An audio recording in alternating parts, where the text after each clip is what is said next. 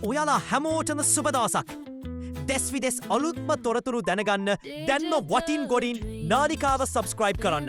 Bell සලකුණ click කරන්නත් අමතක කරන්න එපා.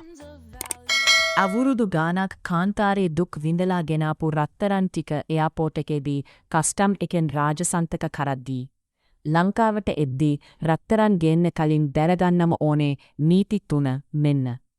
මැද පෙරදිග කොරියාවේ හරි වෙනත් රටක හරි අවුරුදු ගානක් දාඩිය මහන්සියෙන් වැඩ කරන අපේ අය ලංකාවට එද්දී ආසාවට කරන ලොකුම ආයෝජනයක් තමයි රත්තරන් ගේන එක. තමන්ගේ අම්මා බිරිඳ හරි දරුවෝ වෙනුවෙන් ආසාවට රත්තරන් බදු ටිකක් ගේන එකේ කිසිම වරදක් නැහැ. හැබැයි නිසි නීතිය දන්නේ නැතුව කවුරු හරි කියපු කතා අහලා බිස්කට් හරි සීමාවට වඩා ස්වර්ණාභරණ හරි ගෙනල්ලා කටුනායත එයාපෝට් එකේදී කස්ටම්ස් ඒ ඔක්කොම නැති කරගන්න අය ඕන තරම් ඉන්නවා.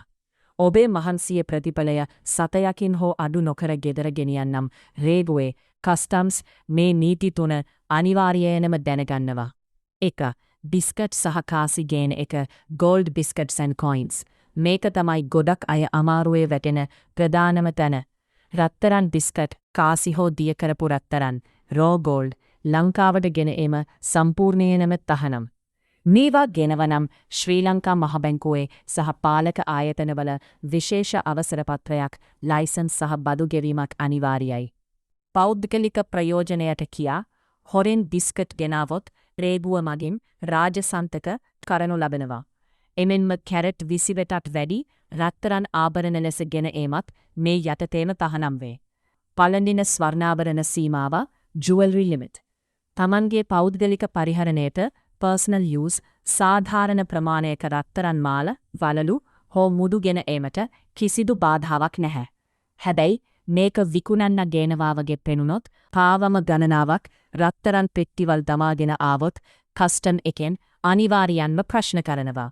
මේවා පැලඳගෙන එනවා නම් ගැටලුවක් මතු නොවන තරම්.